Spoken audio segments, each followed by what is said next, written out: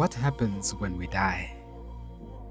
For much of the world, the answer is a one-way journey, a straight line, from birth to a final destination.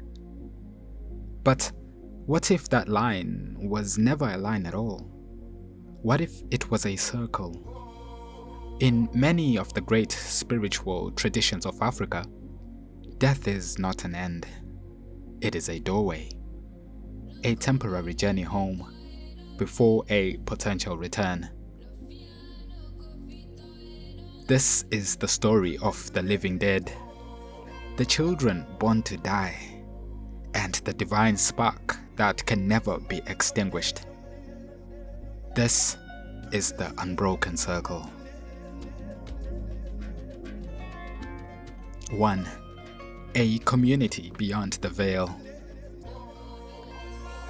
To understand this broken circle, you must first unlearn the definition of community. In these traditions, the family is not just the people you can see. It is an eternal, unbroken continuum. A vast community that includes the living, the ancestors, often called the living dead, and the yet to be born. They are not ghosts in a distant past.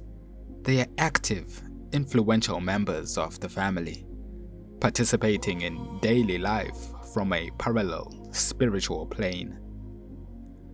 This creates a world that is deeply life-affirming. Unlike belief systems that view earthly existence as something to escape, these traditions see our world as desirable. Rebirth is a welcome gift, a chance to continue the lineage, to complete unfinished tasks, or to improve one's spiritual status across lifetimes. It is an opportunity to return to the sun, the soil, and the embrace of family.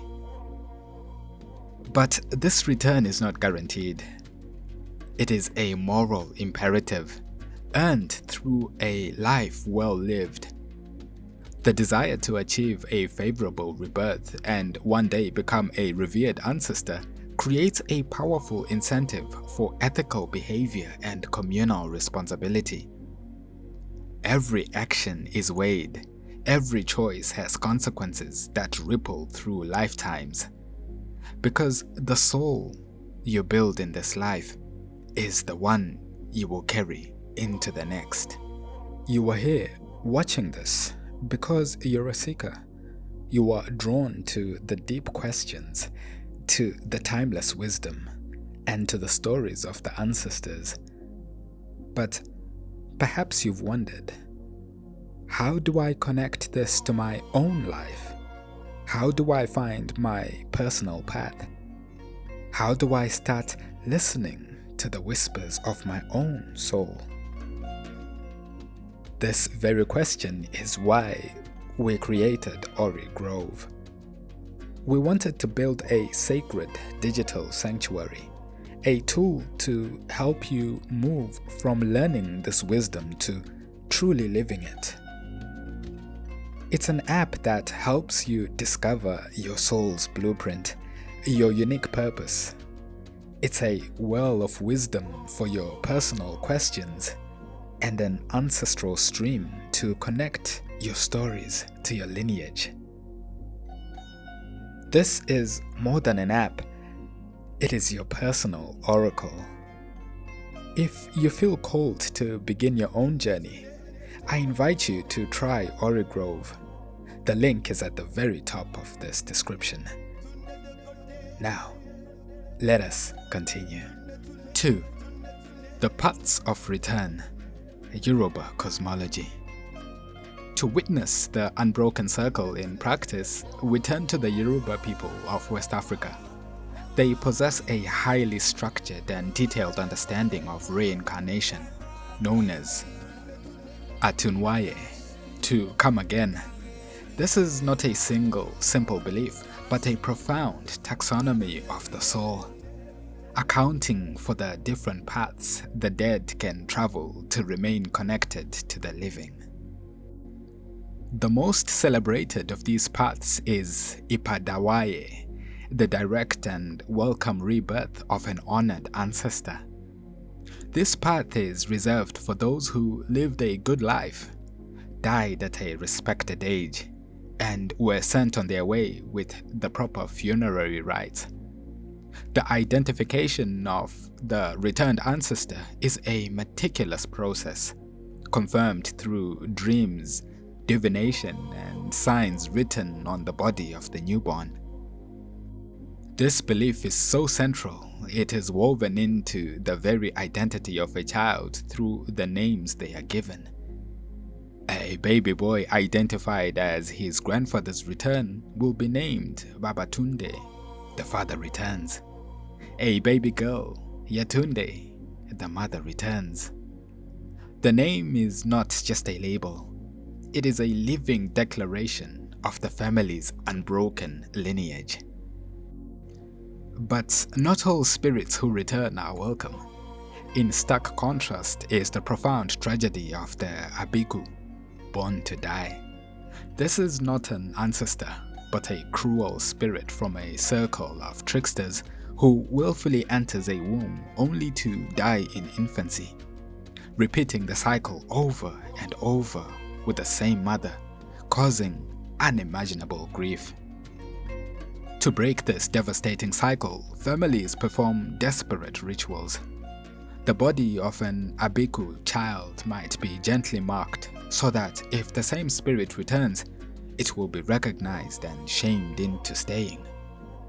They bestow pleading names like Malomo, don't go again, or Durojaye, stay and enjoy life, a parent's prayer spoken into existence. A third, more mysterious path is that of the Akudaya, one who dies and reappears. This is not a rebirth into infancy, but a ghostly return. The spirit may physically manifest in a different city to live a new life, or appear for a fleeting moment to save a loved one from danger. An ancestral guardian angel who vanishes as quickly as they come. 3. The divine spark and moral debt. Moving eastward, the Akan people of Ghana and Côte d'Ivoire offer a different perspective on the soul's journey. For them, every human being carries within them the Kra, a pure divine spark, a literal particle of the Creator, Nyame. Reincarnation is the process by which this eternal, divine essence returns to its family line after death, carrying a sacred mission. The Akan believed a person is composed of 3 key elements: the Mogaya, or blood, inherited from the mother, which determines one's clan, the Sunsum, or spirit, from the father, and the Kra, the soul, which bears one's identity, or Nkrabea, a life path determined with God before we are born. The name Ababio is given to a returning child, meaning you have come again. For the neighboring Igbo of Nigeria, the concept is known as Ilo Uwa, to return to the world. Here, rebirth is a vital mechanism of social and moral continuity. It is a chance to carry forward personal traits, virtues, and sometimes to settle the debts of a past life. This is not a guess. It is a truth confirmed by a diviner, the Dibia, who reads the signs to identify which ancestor has returned. This process is tied to the Chi, a personal spirit guide each person receives from the supreme god, Chukwu. But they are also assigned an Eke, the spirit of the reincarnating ancestor, which shapes their character. The ability to return is a moral imperative. Only those who die a good death can become revered ancestors. Those who die a bad death may be cut off the lineage, forced to wander. This belief in cosmic justice is captured in the Igbo proverb, "The world is a merciless creditor," which means the debts of one's life must be paid. If not in that life, then in the future one. The names Na-na-ya, father's father, or Ne-ne-ya, mother's mother, are given to a child to state with certainty that an ancestor has returned to settle their accounts and continue their journey. 4. The living dead and the cosmic journey. But physical reincarnation is not the only way the circle remains unbroken. In the traditions of the Shona and Tswana people of Southern Africa, the ancestral return is not a future event, but a constant living reality. The ancestors are the living dead, a powerful community operating in a parallel realm, directly and constantly influencing the world of the living. The most direct and dramatic form of this return is through spirit possession. An ancestor may choose a living descendant as their medium, or shikiro. During a ritual, the ancestor's spirit will come out and speak directly through the medium, offering prophecies, healing, or warnings. It is not a rebirth, but a temporary divine embodiment. Further north, the Dogon of Mali present a journey of the soul that is not familial, but cosmic. Their story begins in the stars. Primordial, amphibious ancestors called the Nomo descended from the sky in an ark, bringing order to the world. Death for the Dogon is a disruption of this cosmic balance, and their rituals are designed to guide the soul back to its proper place. For the Dagara of Burkina Faso, the soul is in a constant state of orbital motion, traveling between the world of the living and the spirit realm of the ancestors. As the elder Malidoma Some taught, the material is just the spiritual taking on form. The ancestors are a daily presence, associated with the element of fire, the original state to which all things return. 5. The threads of continuity. Across these diverse traditions, we see a set of powerful connecting threads. Destiny for the Yoruba, Akan, and Igbo is not a rigid sentence, but a divine potential, a spiritual blueprint that reincarnation allows the soul to perfect over lifetimes. It is a dynamic interplay between a preordained path and the choices we make, a cosmic conversation between the soul and its creator. This worldview is not an abstract philosophy. It is a lived reality, woven into the very fabric of language. Names are not just labels, they are declarations. Babatunde, the father returned. Ababio, you have come again. These names are a constant public affirmation of the unbroken circle, turning a metaphysical belief into a child's tangible identity. And the rituals are the sacred technology that maintains the connection. The libation poured is a prayer that travels through the earth to the realm beyond. The divinest shells are not random, they are the grammar of the spirit world. These are the tools that keep the veil thin, ensuring the conversations between worlds never ceases.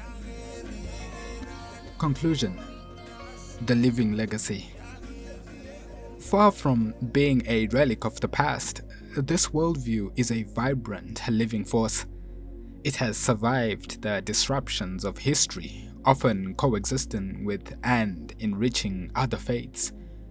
It provides a profound sense of identity, a powerful anchor in a changing world, reminding each person that they are not an isolated being, but the current manifestation of an ancient and unbroken chain of life. This is the final, profound truth of the Unbroken Circle. It is a philosophy that honors continuity over finality. It demands of the living a deep sense of responsibility, for our actions in the present will shape our future in return, and the legacy we leave for generations to come. So, we end with a question. How would you live if you knew that you were not cut off from your past? If you knew your ancestors were not gone, but were active members of your community, watching, guiding, and waiting for you to take your place among them? In this worldview, no one is ever truly lost. Death is not a wall, but a horizon. And the soul, in its eternal journey, ensures the circle remains, now and forever, unbroken. Thanks for joining me. This is the House of Horrors, signing out.